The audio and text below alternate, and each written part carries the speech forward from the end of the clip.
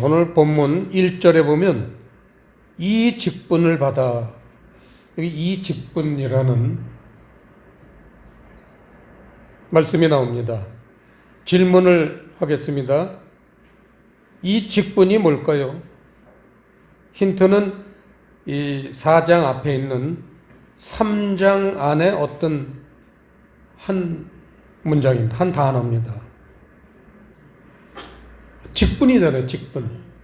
3장 6절 보세요.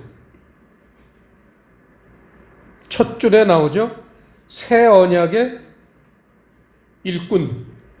이 성경을 만들 때 옛날에는 일꾼을 일군이라고 그랬어요. 그게 맞춤법에 맞았어요. 제가 초등학교 다닐 때도 일군이라고 배웠는데 지금은 시간이 많이 지나서 이제는 일꾼, 쌍기역이 들어가야지 맞춤법이 맞아요. 그러니까 새 언약의 일꾼, 그걸 이 직분이라고 그러는 거예요.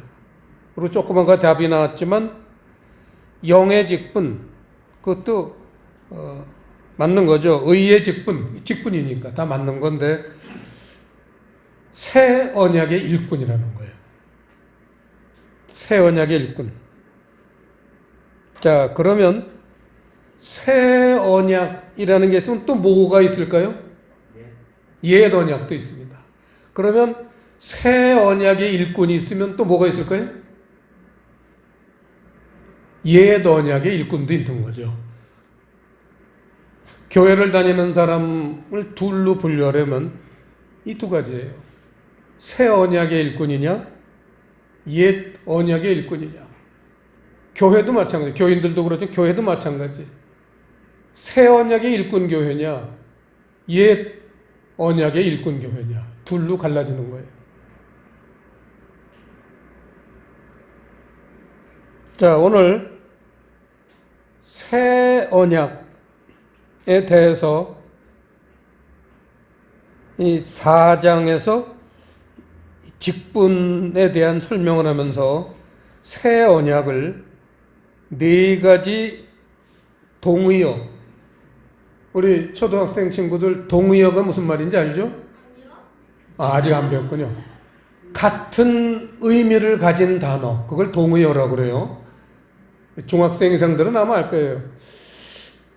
동의어가 4개 있습니다. 자, 2절에서는 그걸 진리라고 그랬고, 직분 얘기입니다. 새 언약의 일꾼의 그 직분을 감당하는 게 뭐냐? 진리. 그 다음에 3절에서는 복음. 그 다음에 6절에서는 빛. 그 다음에 7절에서는 보배.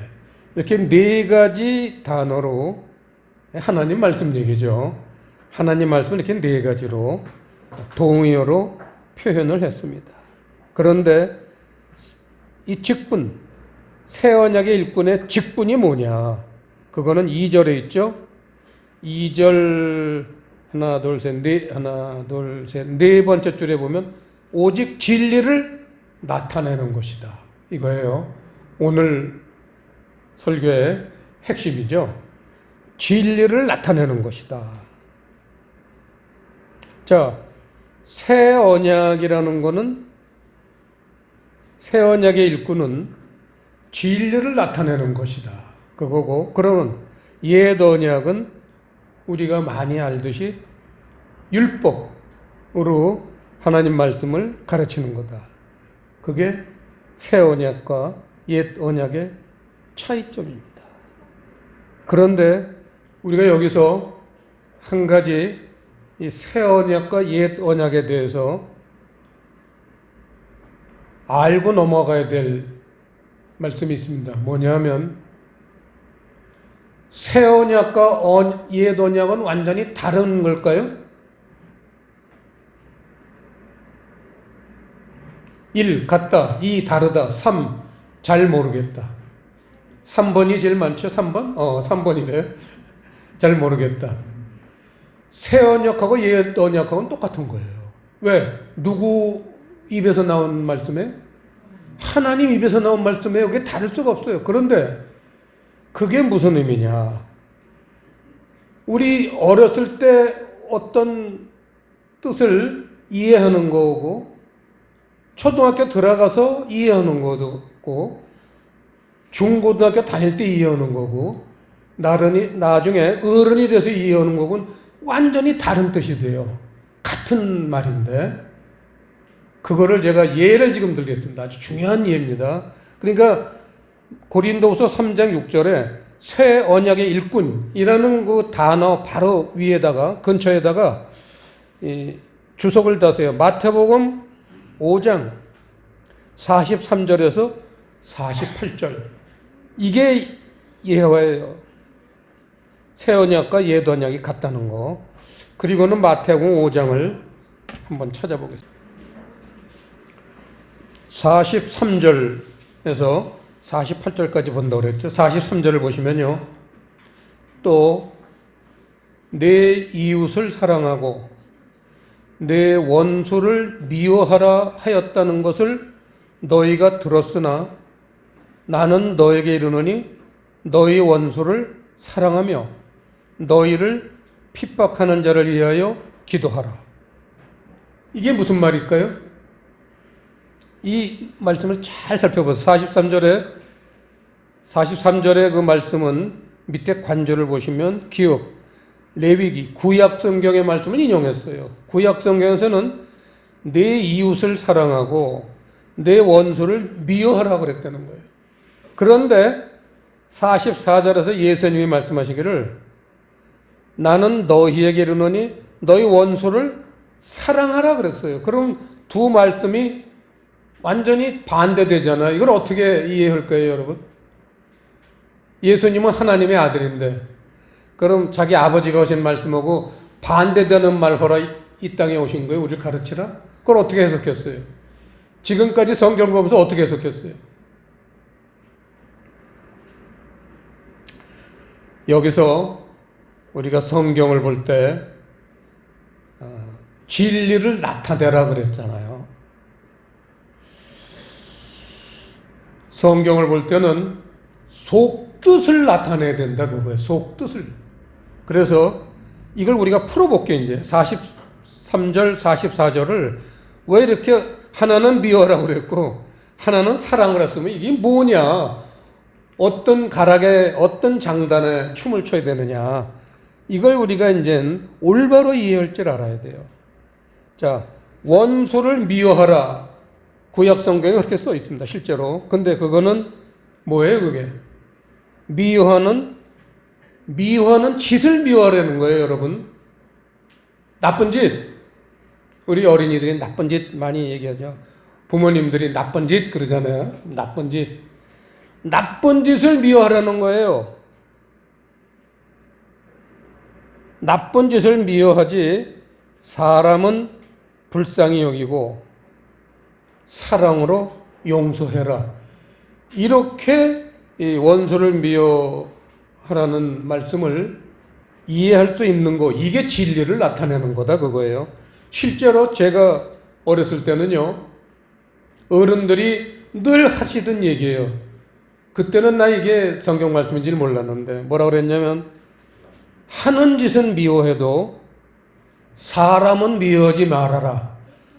어른들이 이 얘기를 그렇게 많이 했어요. 그래서 우리나라 옛날부터 내려오는 말씀인 줄 알았는데 그 말씀이 성경하고 같은 뜻이었다는 거예요. 하는 짓은 미워해도 사람은 미워하지 말아라. 이게 전 어렸을 때부터 이게 가슴에 박혔기 때문에 제가 살면서 누굴 미워해 본 적이 없어요. 제 옆에서 본 모든 사람들이 지금 증인입니다. 제 가족들이 증인이고 제 친구들이 증인이에요. 수없이 돈을 떼먹히기도 하고 수억을 떼먹히기도 하고 정말 나쁜 사람으로 몰리기도 하고 수없이 그렇게 당했지만 전 그 사람을 미워하지 않았어요. 왜냐하면 그 하는 짓은 미워해도 본받지 말아도 사람은 미워하지 말아라.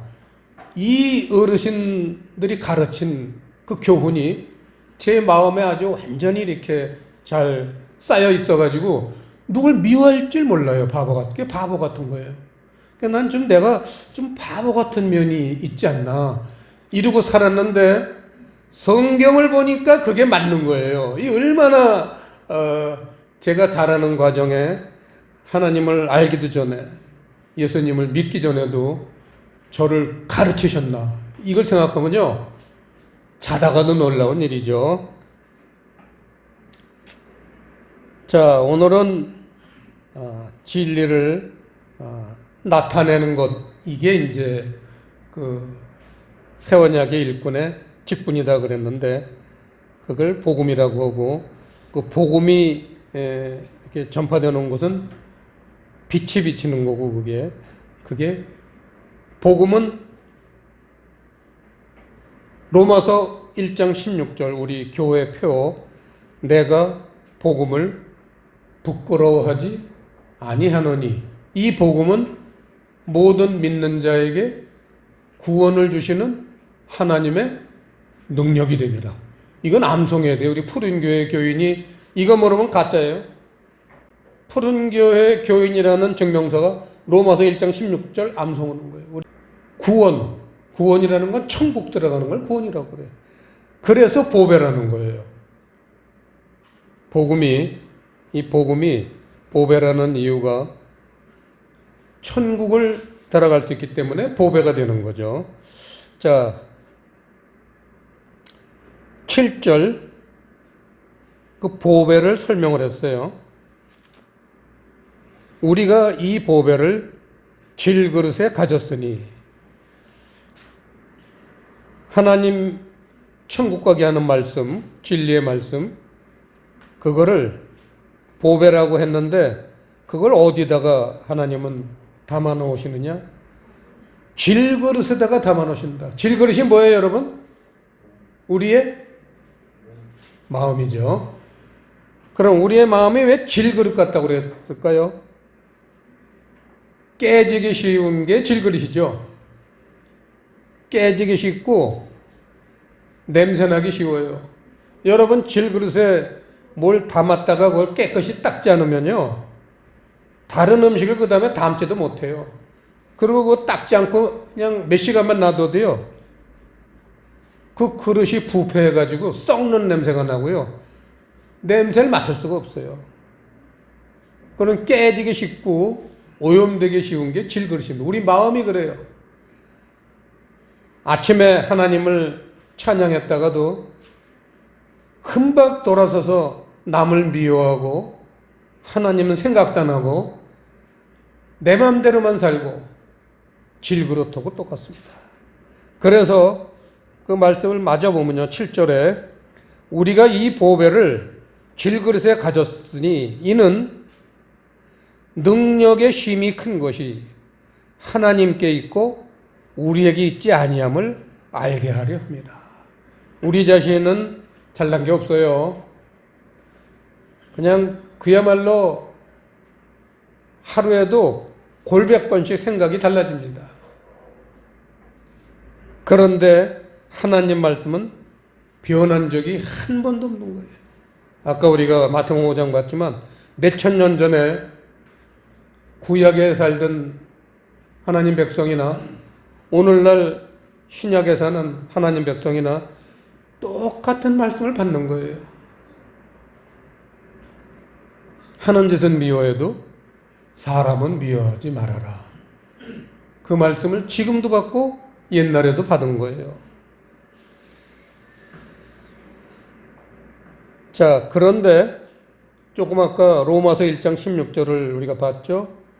이 복음, 하나님의 말씀은 천국을 가게 하는 그러한 위력이 있는 반면에 오늘 본문 7절부터 8절부터 9절까지 그 두 절에 또 어떤 위력이 있다고 그러시냐 우리가 아까 읽었죠. 사방으로 8절 보는 겁니다.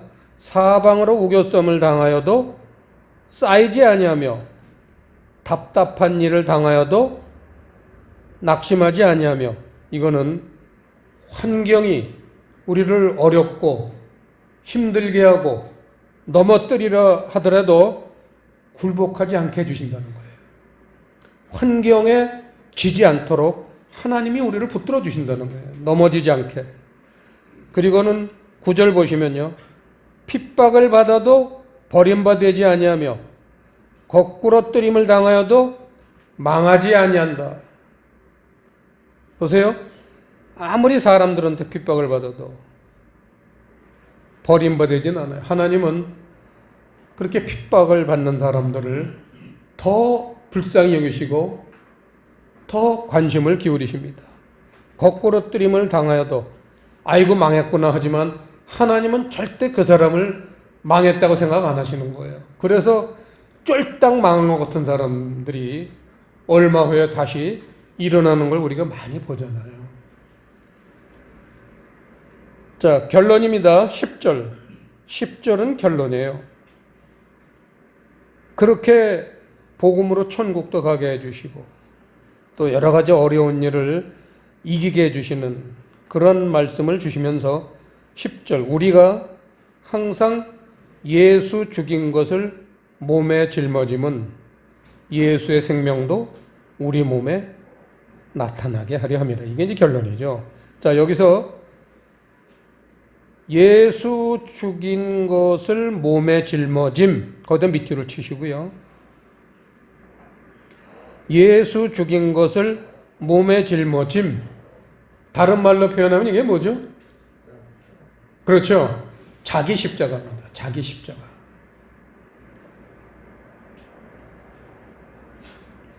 제가 전에 미국의 어떤 장로님이 우리 지방에 15교회 성지순례 돈을 대줘가지고 그 돈이 또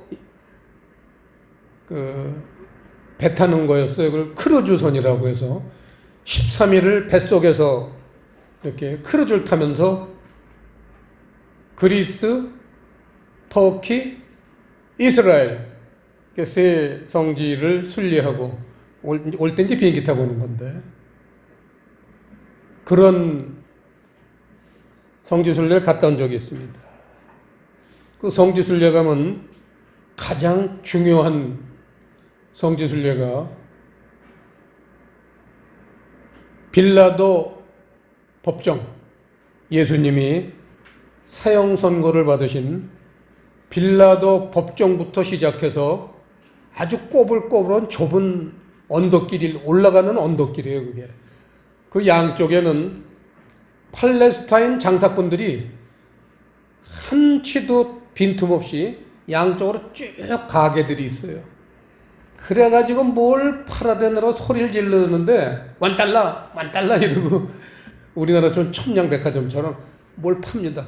그 길을 이제 비아 돌로로사 그렇게 부르죠. 이 가톨릭에선 십자가의 길인데요.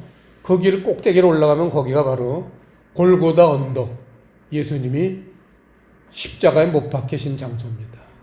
그래서 이제 성지순례 가면 가장 사람들이 많이 모이는 곳이 거기예요. 거긴 꼭 가야 되니까. 저도 사람들 틈에 껴서 전 세계에서 몰린 순례자들, 별 사람이 다 있죠. 꼭 기독교인만 아니에요. 별 사람이 다 있어요. 별 종교가. 다 같이 어울려서 이제 이렇게 저도 올라갔습니다. 그런데 대부분 어떻게 올라가요? 울고 올라가요. 그러면서 뭐라고 말로 입으로 고백을 하느냐? 얼마나 아프셨을까? 수많은 사람들이 얼마나 아프셨을까 하면서 찔찔 짜면서 올라가요. 근데 그때 하나님이 저한테 음성을 들려주셨습니다. 너도 그럴래? 그러시는 거예요. 죄송합니다. 저는 하나님과 이렇게 늘 대화를 많이 합니다. 5시간을 대화한 적도 있고요. 새벽 기도 가면 늘 하나님과 깊은 대화를 나눕니다. 너도 울래? 그러시더라고요. 그때 저에게 주신 말씀이에요. 이 길을 네가 올라갈 땐 네 십자가를 지고 올라가야지. 얼마나 아프셨을까? 남의 생각만 하냐? 이러신 거예요. 그때 큰 교훈이 됐습니다. 자기 십자가를 지고 예수께서도 누구든지 나를 따르려거든 자기 십자가를 지고 나를 따를 것이니라. 자기 십자가를 지고 따르지 않는 자는 내 제자가 아니니라 그러셨어요. 예수 죽인 것을 몸에 짊어짐은 자기 십자가를 져야 된다. 그래야지만 그 10절의 후반부 예수의 생명도, 여기 생명이라는 건 영생이죠. 예수의 생명도 우리 몸에 나타나게 하려 함이라는 거예요. 우리가 자기 십자가를 지는 이유가 죄인은 천국에 못 가요. 우리는 아무리 예수님을 믿고 예수님의 대속의 은총으로 모든 죄를 사했다 하더라도 알다시피 우리는 하루에 골몇 번씩 또 죄를 짓습니다. 제 아무리 믿음이 좋은 사람도 죄 안 짓고 하루를 넘기는 법이 없어요. 그러니까 그 위대한 사도 바울도 고린도전서 15장에서 나는 날마다 죽노라 그랬잖아요. 우리 사도 바울은 매일 젊은 처녀들 오고 아줌마들 오고 사역을 했어요. 남자들은 그렇게 몇 퍼센트 안 됐어요. 지금도 그래요. 교회에서 전도 다니면 목사님들이 권사님들, 여자 집사님들, 구역장들하고 다니지 남자 집사님들하고 전도 다니는 법이 거의 없습니다. 남자는 돈 벌러 나가야 돼요. 바빠요. 마찬가지예요. 그 옛날에도 사도 바울은 여자분들하고 늘 먹고 자고 같이 생활을 했어요. 장가도 못 갔어요. 그러니 얼마나 말로 입으로 눈으로 죄를 졌겠어요. 나는 날마다 죽노라. 그게 거짓이 아닌 거예요. 사람이기 때문에 아무리 기도를 많이 하고 올바로 살려고 노력을 해도 이 세상은 주인이 누구예요? 마귀잖아요. 공중 권세 잡은 자. 예수님이 주인이 되는 때가 언제냐? 여러분 혹시 아세요? 이 세상은 예수님이 주인 아니에요. 계시록 11장을 보세요. 계시록 11장은요. 요한계시록 409페이지. 계시록 11장은